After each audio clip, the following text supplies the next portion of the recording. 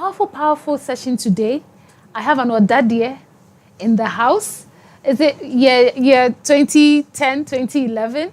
Yeah. Is it? Yeah. And see, it promises to be more fun, though we didn't win. But we have some winning points for you today. So please stick and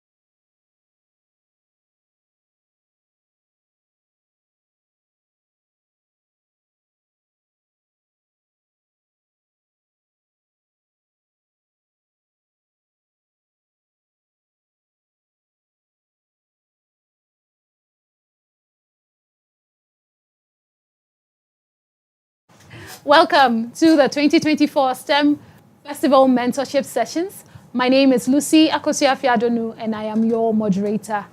It continues to be powerful, and if I say powerful, indeed, we have a Presekan in the house. Though the winners are from Kwabuche this year, eight wins? Yes, 8 wins. It's not a small thing. So please, you deserve your accolades. You deserve your accolades. And we're here to hear from him. This is Mr. Joseph Beku. He's coming with an impressive career path thus far, and even more to the sky. And he will be sharing with us what his journey has been. I just want to remind you that we are proudly brought to you by Primetime Limited in partnership with Pepsodent and with the general support of Jupay Money Transfer, Bell Beverages, YFM, and GTP. We will be hearing quickly from them, and we'll be back. Stick and stay. Ow. Let me see. She's never had a toothache before. There might be a cavity. Don't you use Pepsodent? We used to, but I'll try the new one. Ah, that's why. But doesn't every toothpaste give cavity protection? Not really.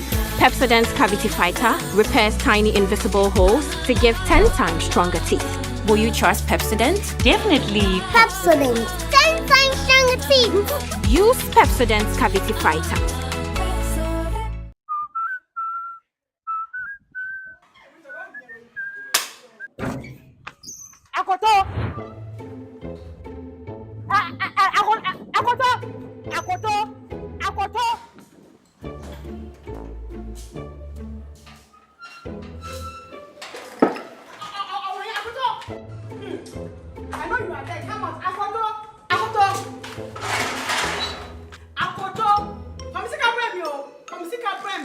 Hello, Alpha. Yeah, the landlady is here today too. She's harassing me this morning. Yes, come and see how I'm sweating. Well, if I catch you, Yes, the number I sent you the last time. Yes, use the Jupay app. It will come right now. Hey, bra. Ah, so I'm sick of mommy. Give me my money. Me, Jimsika. We didn't know. When you Jupay is here. Yes, Canada, Jupay. Jupay is the best money transfer app that is used to send money directly from the US to Ghana free of charge. They have the best rates in the market and they are very competitive. And no thing is Kano Abrosono.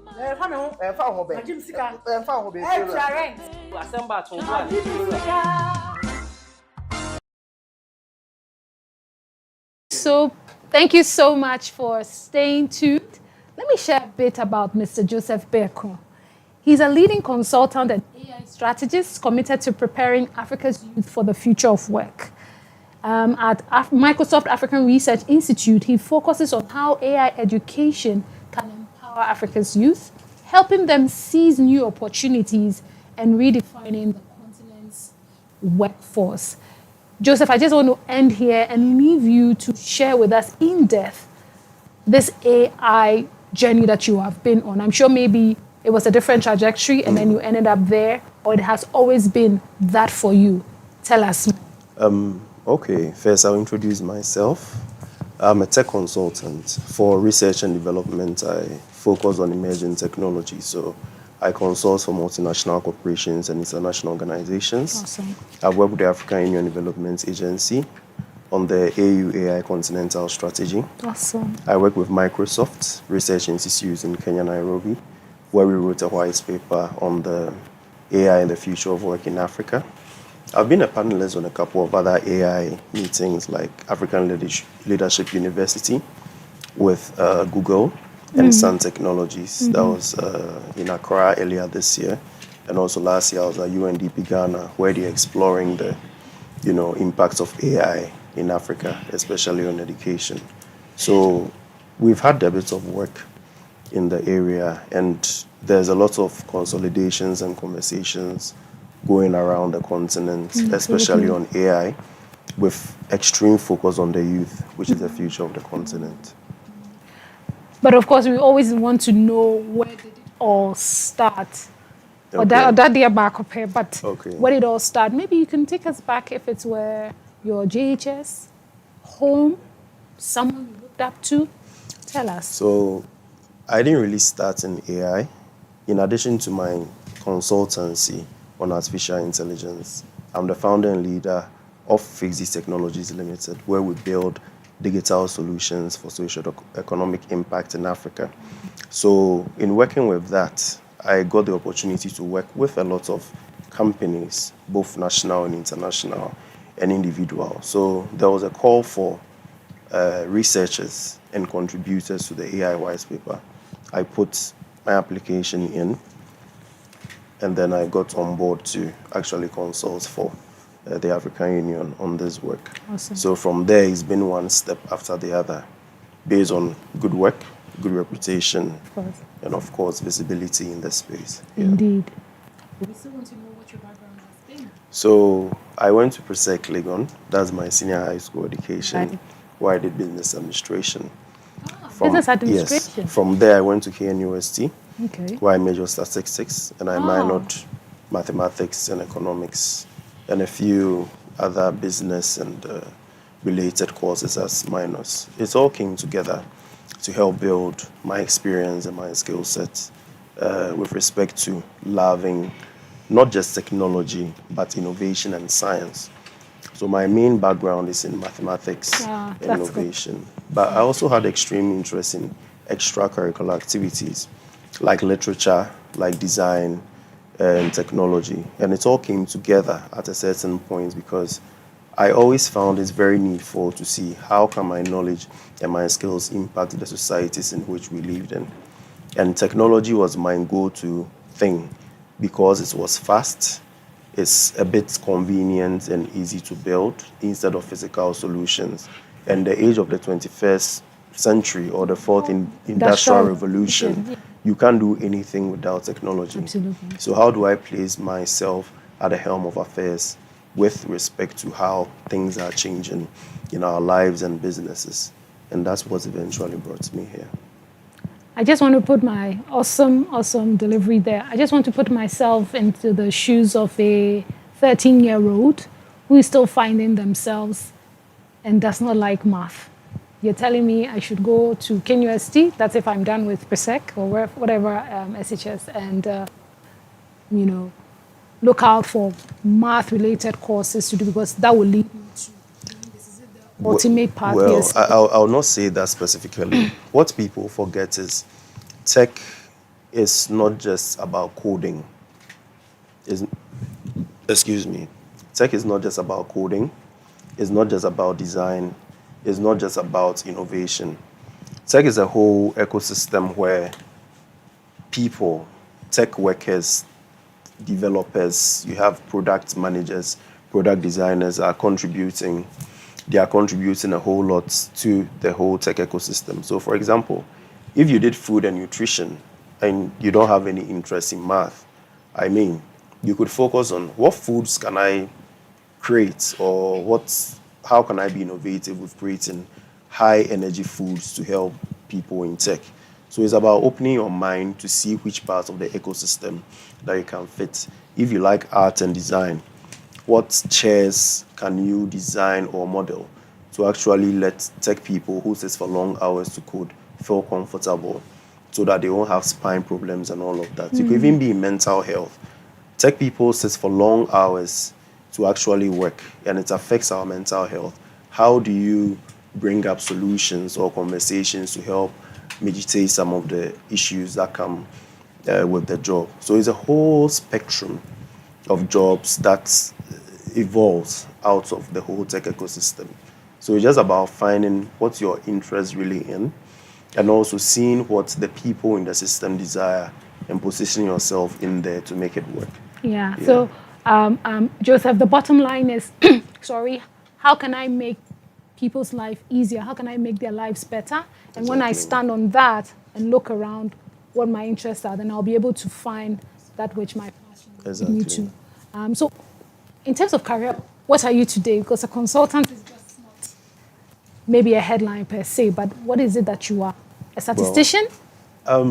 I'll say I'm a tech entrepreneur Okay. because in the ecosystem, I do design, I do development, I do innovation strategy as well. So tech entrepreneur will be the main thing that I'll go for. Yeah. But you're still leaning on your statistics and Yeah, it chips in once in a while okay. because the whole chain of product development, there are times where you do analysis, you do data analysis to ascertain the actual problems or the actual solutions of the cases that you're under study. So it all comes together. You build your null, your alternative hypothesis, Right. you develop your methodology. So statistics plays a major role in actually finding concrete solutions to the problems we have in our society. So it's very inclusive and everything plays a part. I also love literature as my extracurricular activity because aside building the innovation, you need to learn how to communicate your idea for people to accept it. That's If you true. build a product and it sits in a silo, who is going to actually use the product? And without that, the impact is not felt. Then you also talk about design. If you are more into front end design and you are building a product for older people, which most older people have bad eyesight, you can't make the font size so small, else User they'll struggle experience. to read. You need to put into consideration people with epilepsy. Most of them are photosensitive. Using high contrast colors and all that can trigger their effect. So empathy also plays a very big role in innovation and development. So it all comes together. Everything is inclusive in building your skill set and your knowledge base in the tech field. Yeah. I'm just smiling because of this list that you begin to share with us in terms of skills that you need. Empathy. Yes. Well, trust. Trust. You need to also be someone who is ethical so that you can abide by the regulations and norms that have been set by governments and international organizations and regulators to actually have a product that is safe for people to use. Trust. You need to build trust with your audience. If you are charging, some funds for people to use your product, people are going to put their credit cards information out there. You should be trustworthy, and it all comes together. The business part, the human part, the innovation part, the science part,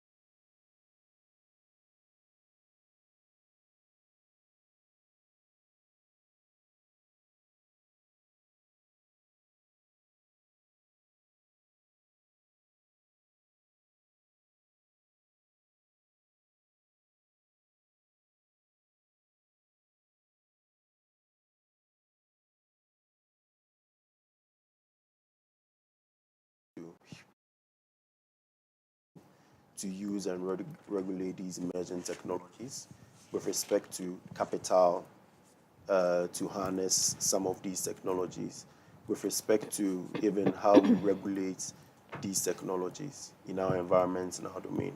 So the impacts, I would say, the advantages and the disadvantages.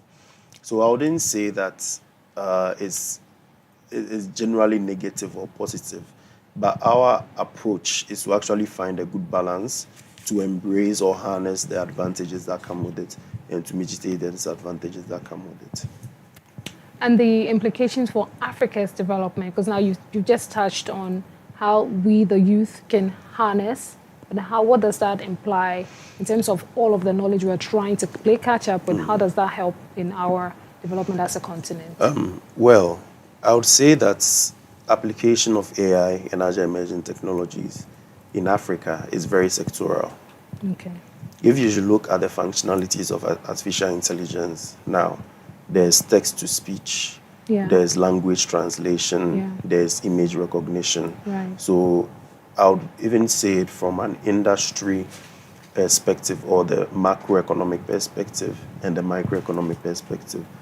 On the macroeconomic perspective, it is boosting agriculture with its image recognition abilities, where early detection of diseases in stable crops is actually ongoing and is helping to reduce post-harvest yield and pre-harvest losses and all that. You can also talk about security. Mm-hmm. You can also talk about language translation, where people who are not even English or French literates and speak their local languages can even get to use digital devices because AI is able to facilitate that. You know, that's into the microeconomics. You can talk about personalized learning, where AI is giving you recommendations based on your interests that you like. So actually make the whole learning experience very fun and inclusive. So that's having a major impact. And it's coming together. It's making African youth leapfrog in a very exciting way. That's good news for us. Yeah, in a very exciting way. For example, now, if you are 14 years old and you want to learn bakery or do bakery as your side business, and you don't have any money to hire a graphic designer to do your branding for you, you can't even go to a catering school, and you have a phone and 2 Ghana cedi credits, you can go to ChatGPT, which is free. Yeah. How do I bake a red velvet cake? Right. It gives you the list, it gives you the ingredients, gives you the processes. Then it can also tell you, how do I start a small business? It gives you the list, open social media, do all of that. So in a space of 5 to 10 minutes, it's giving you a whole startup model that you can use to run your own idea or your own business. And it's impacting your social, emotional, and that's SEL to a very high extent because you are doing it in the comfort of your home or wherever you find yourself. You are moving at your own pace, and you are also, managing risks as you go along because you are going at your own pace without being forced, without being pushed. Without maybe just 2 cities. Exactly. And you actually have your startup model running. That's fantastic for breaking it down to that level for us and the ease with which now we can leapfrog. Gone are the days like you're sharing. Yeah. But I still maintain and I still think that some people have been left behind. And how do we address that? I mean, do you agree? I agree to a very large extent. But I would say that with technology in Africa, it's being progressive in such a way that economies of scale is actually impacting production with respect to even low-end digital devices. Yeah. Every year, Apple and Google, they release new tech models or apps and smartphones and all that. The newer the models, the cheaper the older ones become. There's a lot of competition in the telecommunication space. There's expansion. So eventually, these resources are becoming cheaper and more affordable. Yeah. There's also other social media apps having this big influence where people who can't even read can go to TikTok and watch videos on how to do things. So over time, we eventually catch up and get there, and the gap will eventually be closed. And technology with this information abilities is also closing the knowledge gap even faster than we think it is. For people in villages, if they don't know anything, they'll just go to TikTok and see what's there. So what they would have to wait for the teacher to actually come to the classroom and teach them. If they want to know, they just go online and they get access to that kind of information. So we're eventually getting there at a very fast pace. Yeah. I agree, and thank God for all that is happening today on this. I also want you to speak to us about the fact that you're saying that the impact is sectorial. And yes, there's the agriculture, but then there are some other sectors that may, again, be left behind. But if you can highlight the wins, and then, that will also keep us informed and look out for these. Yes. So for agriculture, they've been major, food is the source of life. Of course. So you're looking at where intentional demand is being created. And I like that intentional demand is being created. So most That's natural. businesses and investors with big money go into agriculture. Now, we can also talk about education, where you talk about EdTech. How is AI impacting EdTech? I was at the World Bank earlier in October, and there was a whole EdTech conference.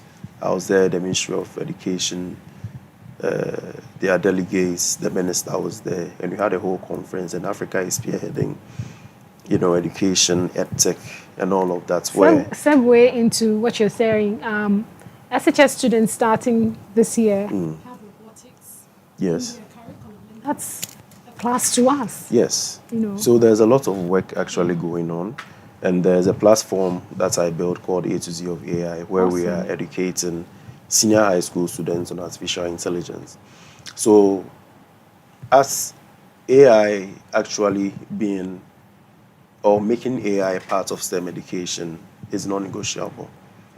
No, even we won't say STEM to make it specific, but it's part of general education. It's mandatory now for all of the students. Exactly. So to read. Yeah. Robotics. So it's actually having diverse impact on several sectors. You look at health, for instance.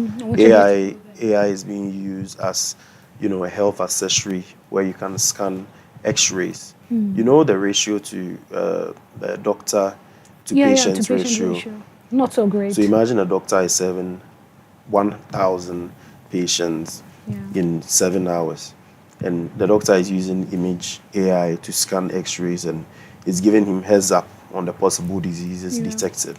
It's going to reduce the time he's going to spend doing that, and it's going to enable him attend to more patients. So there's a lot of work actually being done, but there's more to be done, because to actually get AI to solve your specific problems, you need to develop your own AI. So the need for local innovators to actually pull their weight to embrace some of these sectors is very crucial. Most of the AI being used in Africa is foreign adopted. Yeah. And they are not building it with you in mind. They are building it with a business idea or a business model in mind. So the more we empower our local innovators to actually be excited and concerned about building solutions that can enable development here in Africa, the more we can cover more sectors with artificial intelligence and emerging technologies. Thank you so much for speaking about ownership. You were speaking about the biases that come up and the example of chatting or prompting to a generative tool and asking it to show you a picture of a 6-year-old. And one of the things it will show you just a Caucasian. But now with time, it will give you then the options of a baby of African descent, etc. And then I want you to speak more about that and that towards the ownership. And again, you borrowing from you, owning up, stepping up to the fact that this is AI and this is how we can shape it towards things that affect us, that speak to us, because again, we want to own the narrative around what artificial intelligence is able to do for us. So this objective tailors more into policy and regulation for the continent. The work we did for African Union, that was from 2022. The white paper was published earlier this year, and it was more inclusive on data policies. There were actually 5 pillars, but I'll highlight a few. Data policies, where we are talking about data regulation, data management, data storage, We also talked about education. We talked about partnership, where you want to have a partnership metrics and you highlight all the stakeholders. What conversations are happening? What are they doing? How are they conforming to regulations, policy, and ethics? And there's a whole strategic framework that's been developed for adaptation in member states or member countries with AI in context. So to avoid all these biases and ethical rules, there's a lot of groundwork being done to actually cater to these changes and upcoming things. Now, the trick here is AI is constantly evolving. Yeah. How are you going to constantly do policy and regulation to address this issue? That'll be Are you expensive. constantly going to look into the code base to make sure that there's no bias or there's no ethics? So there's actual need for constant communication to go on at high level stakeholder. What conversations is Google having with government of Ghana? What conversations is Microsoft having with the government of Kenya? And how are they coming together? Because we need each other to make it work. So I believe the more these conversations happen, we'll be able to clear some of these, 1, misconceptions, 2, biases, and 3, false adaptation of technology on the continent. So we are getting there. We are getting there, and thank you for mentioning it. I think we are celebrating the news of Microsoft's collaboration Right. on the continent with Kenya, and people asking, okay, Kenya, East Africa. When it comes to West Africa, then they have to choose between us or Nigeria. And just piggybacking on your statement of how do we pull our weight as local content creators or AI developers, etc. Lead us, show us the way. How do we pull our weight? So that, of course, if these conversations are had, of course, you're part of that Kenya work. How can that sort of conversations, partnerships be brought home? I think for partnerships, there needs to be a balance of exchange or a balance of trade. We are talking about deals, and everything course. revolves around money. Of course. You have money and you have a resource. How are you trading that resource for money? There's always the need for healthy negotiation. And that's something that we lack a lot with respect to adapting and using foreign technology in our country. WhatsApp does not have an office in. Have you seen WhatsApp office anywhere? No, but we all use WhatsApp, right? So if WhatsApp releases a new feature and we don't like it, who do we actually go and talk to? That Ghanaians don't like this feature, so take this feature away, or when you send videos, it takes too much data. So actually compress our videos so that we use less data with respect to using your app. So negotiation is very, very important. That's one. The second thing I also talk about is how do we empower our local innovators? What are our local innovators doing in the first place? Yeah, we need to answer that question. Are they doing it right? Who is about doing it right depends on where the funding is coming from. It all boils down to money now. It all boils down to money. The innovator needs to eat. The innovator needs to pay their rent. They need to buy fuel. They need to feed their families. Okay. Where is the money coming from? Okay. How well are we creating a conducive environment for a government? I think the government has done well. Ghana now, when you register a company, you have 5 years tax-free. Yeah. It is good. It made a lot of people excited about registering companies and owning businesses. Yeah, great place to do business. That's fine. But could there be other incentives like data? Because in tech, you use a lot of internet to build these things. How are our data centers being open to innovators to use? Okay. Yes, all these are conversations that come in. How exciting are we making our learning, competence-based learning for STEM? Right. In our senior high schools and our universities? There needs to be a specific focus, and it needs to be looked at through the lens of a business and a whole economy on its own. That is when you create intentional demand. That is when you attract investors. Indeed. Because believe you me, there are local investors with money here on this continent. But if they don't see the commercial aspect of it or the profits aspect of it, they are not going to put their money in there. So the narratives around technology and innovation on the continent and in Ghana needs to change eventually. And that is when we actually see the real impact and have a lot of young people being attracted in the industry to make some impact. Yeah. I want us to, it's been a bit of a serious conversation, Yeah. sorry, with you. I want us to go a bit light and soft and talk about this, your love for literature and how that has played. I know, yes, it will help you in communicating and all of that, but on a fun side. How does that help you when you sit at the table in Kenya? Well, etc. most of the time, everyone loves literature. Right. Literature, you're able to position your points, your objectives, sometimes without case, by using literary devices. For example, you could use an alliteration, you could use a pun, and it makes your writing also fun. For me, it's relaxing for me.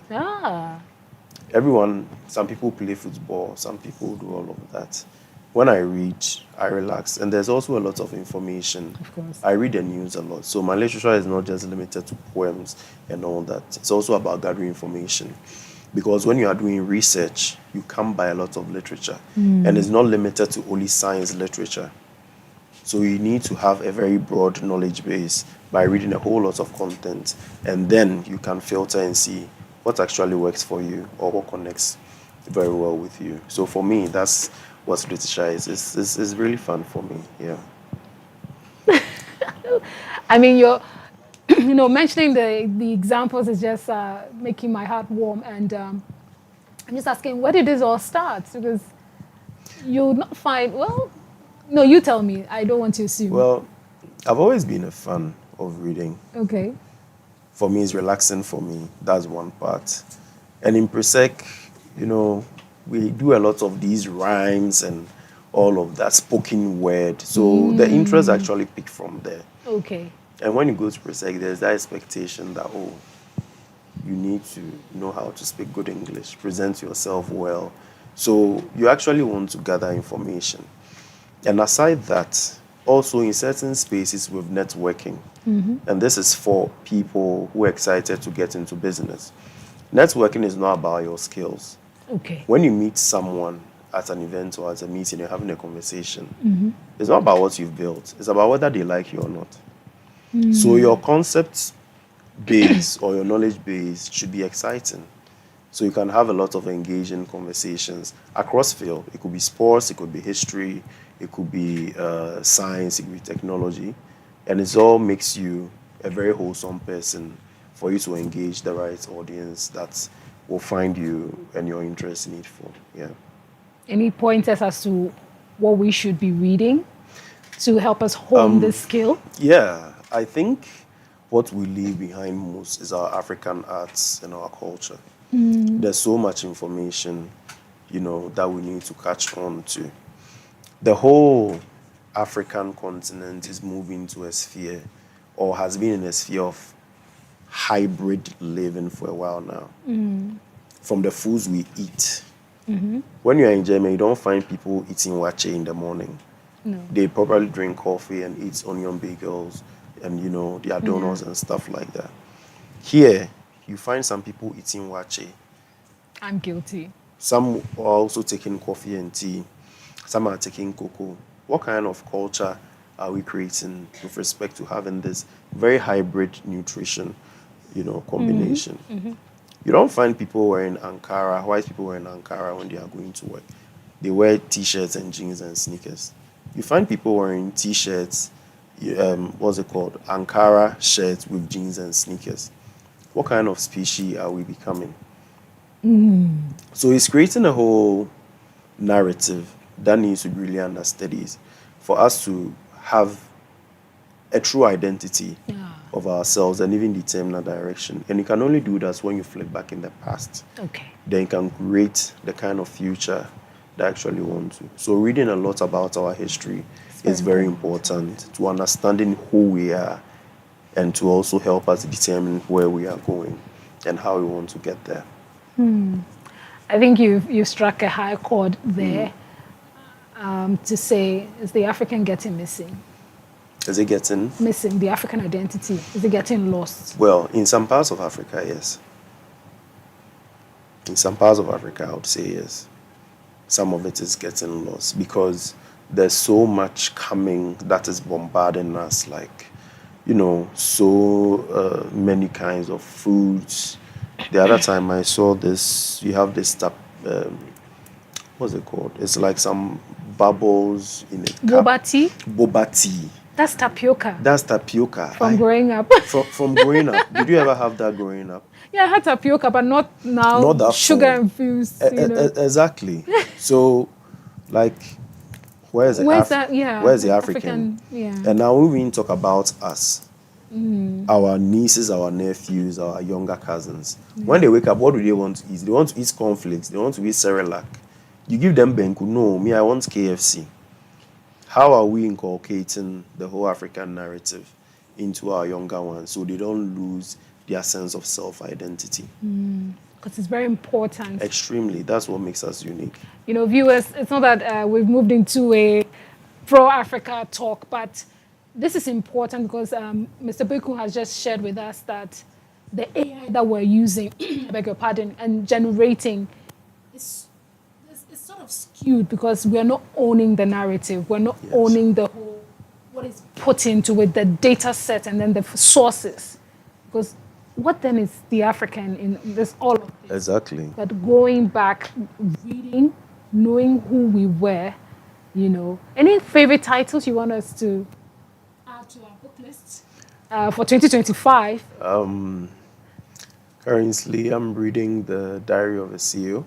The Diary of a CEO. Of a CEO. That's what I'm reading now. But I mostly spend most of my time on Harvard Business Review and New York Times. They have a lot of articles. Not BFT. Let me catch you on your own word, but anyway. They have a lot of articles on emotional intelligence and all of that. Right. I also follow a lot of arts news and design news. There's also a page on Face to Face Africa. Ah, yes. I think it's a Nigerian company. They do a lot of articles and history on pro-African and Afrocentric stuff. So I follow most of those pages to read a lot of those kind of content, and it helps me a lot. And also talking about data, if you don't know who you are, right, and project yourself in a certain way, your data is non-existent. So if African babies in the 21st century are wearing Ankara bonnets, and we don't enshrine that and collect that data, preserve it, and actually save it and share it with the people building the AI. Yeah. If you type in your generative AI, African baby in 2024, what output is going to come? KFC. Exactly.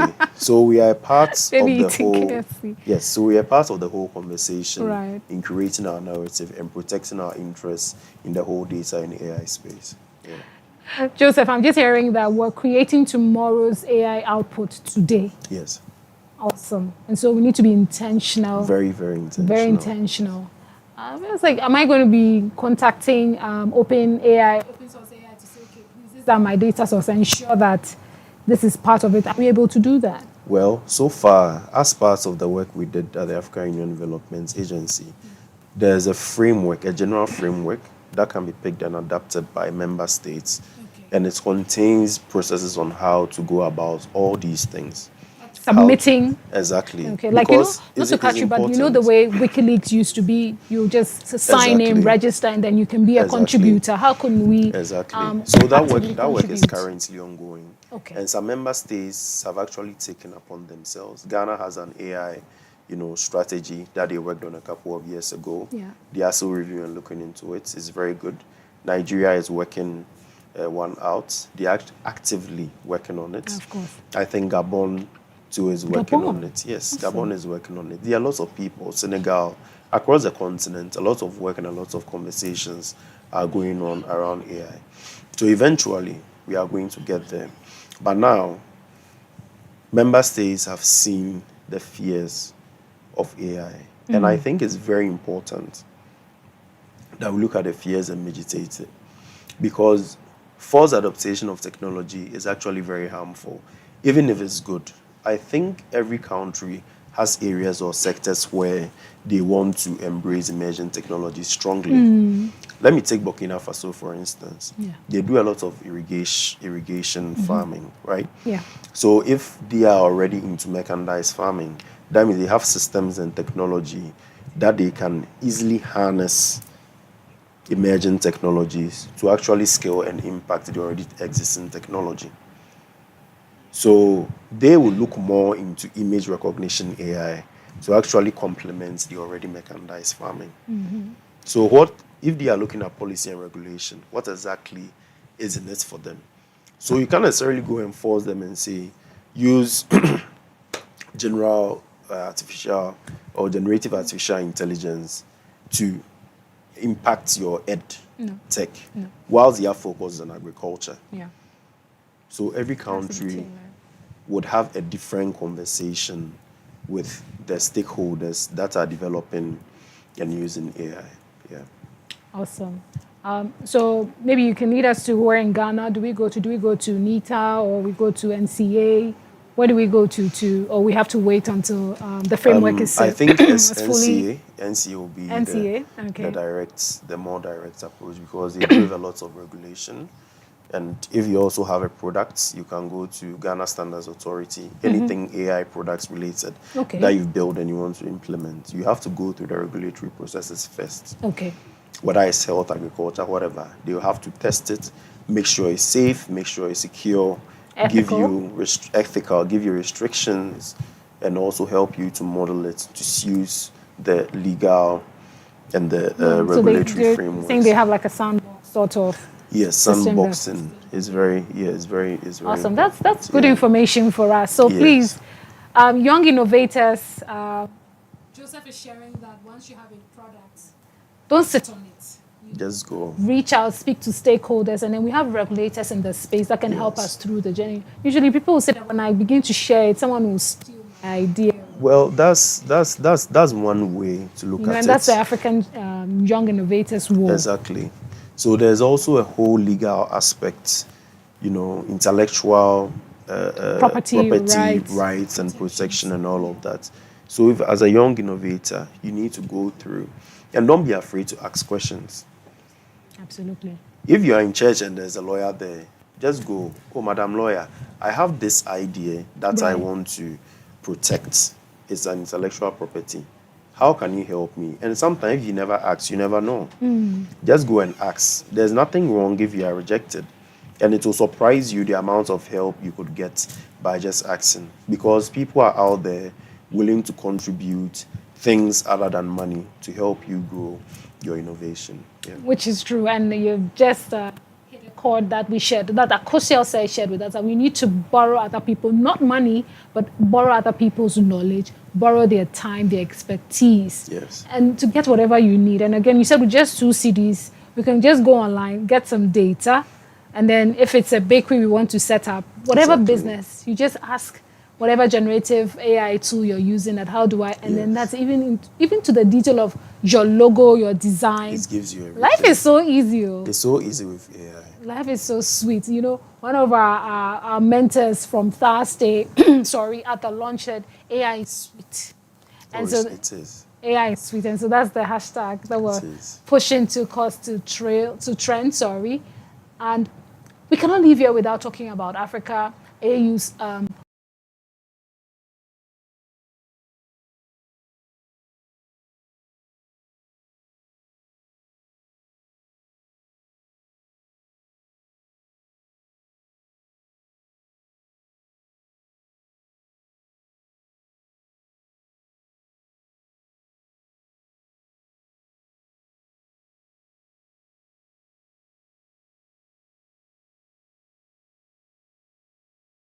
new products are coming up every day. Excuse me. And now with artificial intelligence, you can actually build products faster. Back in the day, you need 3 front-end developers. Now just one person would do. Just one back-end developer would do. So things are moving faster. So I think the African Union has realized this, and they actually put in measures in place to make sure that they are fast-tracking processes and doing a lot of reviews to make sure that they are not lost in the process of things. There's actually the African Union high-level panel on emerging technologies that looks into policy, regulation, and ethics of emerging technologies across the continents. And there's a lot of work being done out there at very high level, stakeholder engagements to make sure that things are actually in place for the continent, and it's working. Yeah, it's working. Yes, but Joseph, these are high-level conversations. So sometimes, when would they come home for a Kojo Ajwa, to partake or, to gain from? So that's why, again, sorry, we want you to tell us when these conversations are had, the frameworks are implemented, how does it trickle down to us? Reports are being released every Okay. now and then. Okay. But to actually find them, I would say most of the young people are also distracted. We're distracted. They are distracted, yes.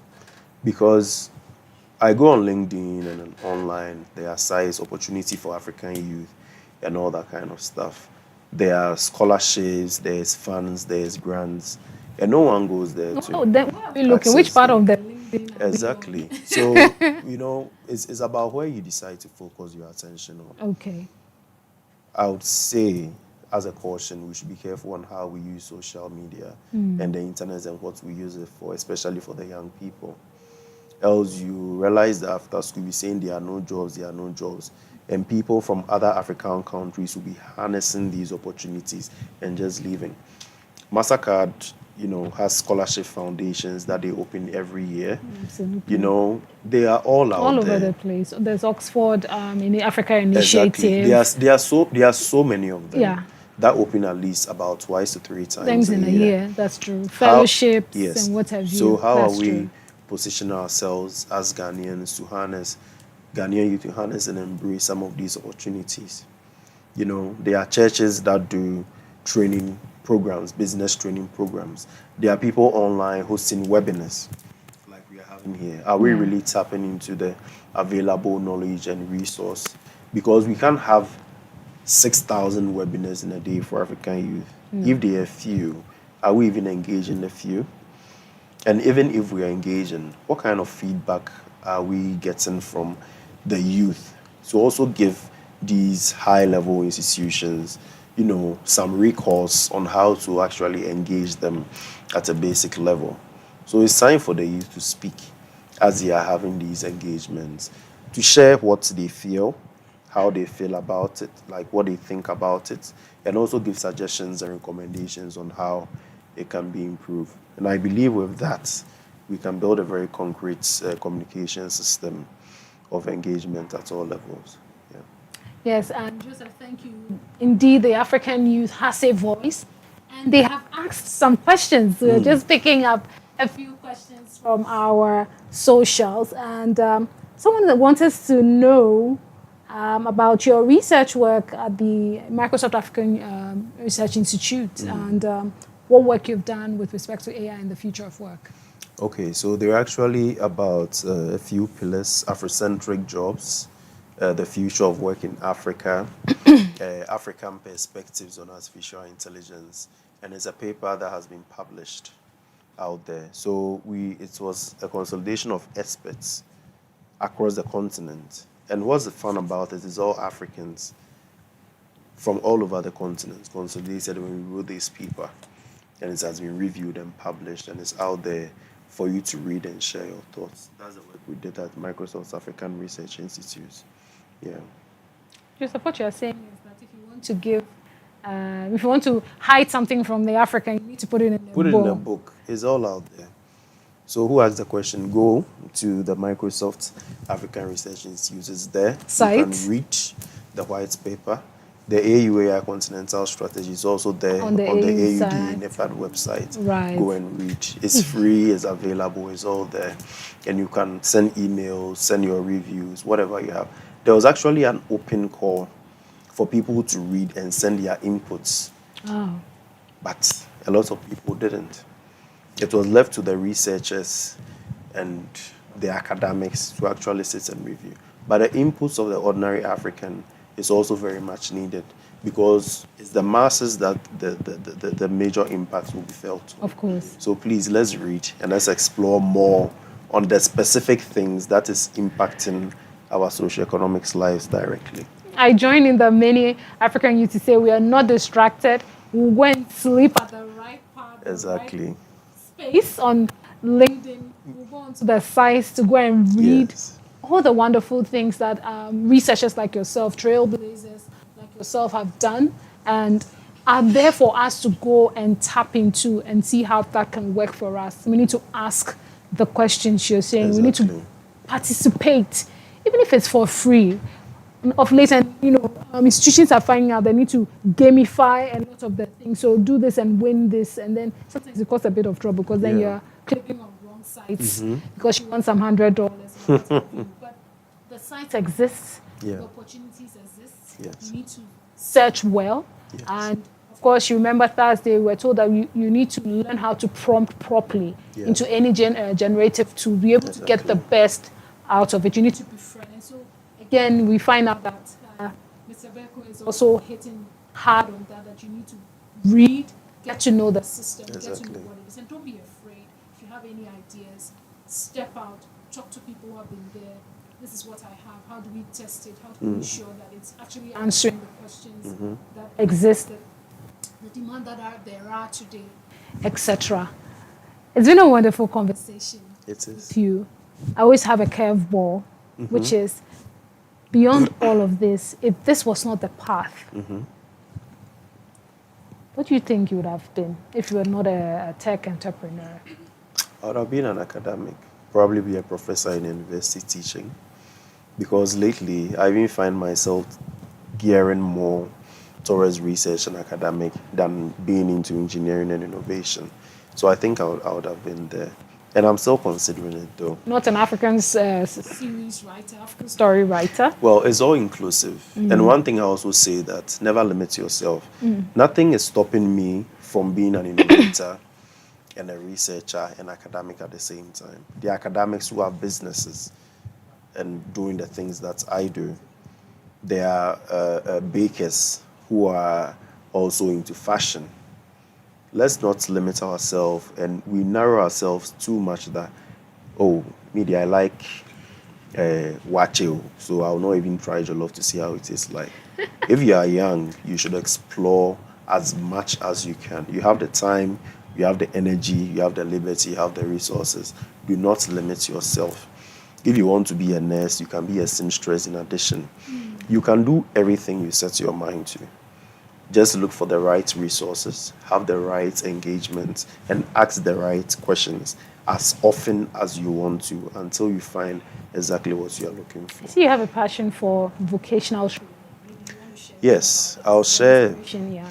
I love vocational training. I mean, it's the basis of whatever we do. Even waking up in the morning and putting yourself together is vocational training. Brushing your teeth, putting on your shoes, ironing your dress is all of that. And our states, our socioeconomic states as Africa, vocational training is what's selling most. And I believe it should be inclusive as part of our education curriculum. Because the service provision, just service, focus on service provision alone as a developing continent is wrong. You travel all over Africa, people are building everywhere. They are putting louver frames, they are tiling, they are roofing, POP, the crib. POP and all of that. And the number of people with vocational skills are fewer compared to the demand that we have on vocational training. Scary. How can we make it a very inclusive part of our learning? And you don't really need to go to school. You need to get the desire and the passion for it and practice until you get perfect. So I think it's a very, critical area that we need to look at. And it's even more impactful. It's a cross-language thing. If you know how to drive a car, or you know how to cut hair, or you know how to cut grass, and you get a job in France, and you don't speak French, you can just go and cut your grass, take your money, and go. So we should look at it critically, because I think we seem to be forgetting it and focusing more on the service jobs. But production is actually the spine. It's the backbone. It's the backbone of any Africa's current socio-economic state. Wow. Yeah. So that should be the focus. It should also be a A focus. little bit told me that you're a baker on the side. Well, I'm not a baker. I just love food. That's all. Because you mentioned bakery like Yeah. 3 times already. I was like, oh, is that a secret skill? I mean, everyone eats something fly in the morning. Baking is a business you never lose out for. Someone in your church, in your community celebrates their birthday every day. Why don't you harness and tap into it? So You're ready to small invest in business. someohave small bakery business. I would. If Or is you it have- popcorn? We've if- had a popcorn business, an ice cream and Anything. cutty cake business. And so, Anything. what's Yeah. yours? From our past two mentors, one started in popcorn as part of their journey. The other did the ice cream cutty cake. So, we're still wondering what your secret skill is. Well, me, let's say kebab because me, I like goat meat. Oh, so you're Nabochi.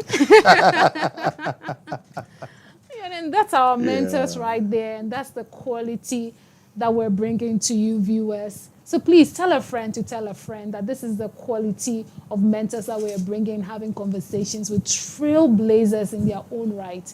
You know, Joseph Beku is it's the leading consultant at the African Union. So help me. It's a big name. I'm the lead consultant on partnerships for the African Union Artificial Intelligence Continental Strategy. It's a Yes. mouthful, but Yeah. powerful man. Powerful or daddy. I've said it again. Exactly. As promised. That's the right thing. Yeah. Yes, sir. And tomorrow continues to be even more impactful. So please stick and stay. We're proudly brought to you by Primetime Productions in partnership with Pepsodent and with the general support of YFM, GTP, and Bell Beverages. Joseph, it's been a great pleasure chatting Thank to you you. today. Thank you. Very It's been a impactful. A pleasure. lot I have learned from you. And we'll see you tomorrow. Thank you.